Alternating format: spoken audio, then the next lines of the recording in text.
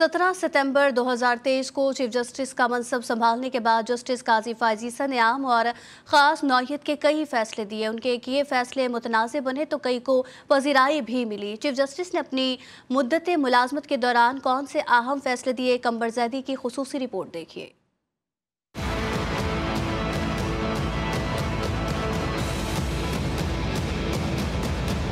Chief justice काजी फायज ईसा के मनसब संभालने से लेकर अब तक अगर सियासी केसेस का जायजा लिया जाए तो आईनी केसेस में बेशतर फैसले इनके दौर में आए। पाकिस्तान तहरीक इंसाफ इनकी सरबराही में होने वाले बेशतर फैसलों से नाखुश नजर आई। खा वो नैब तरमीम केस हो या आर्टिकल 63A का फैसला। मखसूस नशिस्तों का केस 12 जुलाई को चीफ जस्टिस की सरबराही में समाअत करने वाली 13 रुकनी फुल कोर्ट ने 8-5 का फैसला सुनाया। 6 सितम्बर 2024 को चीफ जस्टिस की सरबराही में समाअत करने वाले 5 रुकनी बेंच ने PTI हुकूमत की जानिब से नैब कानून में की गई तरमीम को मंजूर कर लिया। 8 फरवरी आम इंतखाबात से कबल 13 जनवरी 2024 को चीफ जस्टिस की सरबराही में समाअत करने वाले 3 रुकनी बेंच ने 12-13 घंटे की समाअत के बाद इलेक्शन कमीशन ऑफ पाकिस्तान की अपील को मंजूर करते हुए PTI को उसके इंतखाबी निशान बल्ले से इस बिना पर महरूम कर दिया था कि PTI इंट्रा पार्टी इंतखाबात कराने का कोई सबूत अदालत में जमा नहीं करा सकी थी। 22 अगस्त 2024 को चीफ जस्टिस की सरबराही में समाअत करने वाले सुप्रीम कोर्ट के बेंच ने तौहीन मजहब के इल्जाम में अंडर ट्रायल मुलजिम मुबारक सानी के फैसले में तरमीम की। 6 फरवरी को मुबारक सानी की दरखास्त जमानत के फैसले की वजह से मुल्क की मजहबी जमातों में शदीद बेचैनी पैदा हुई,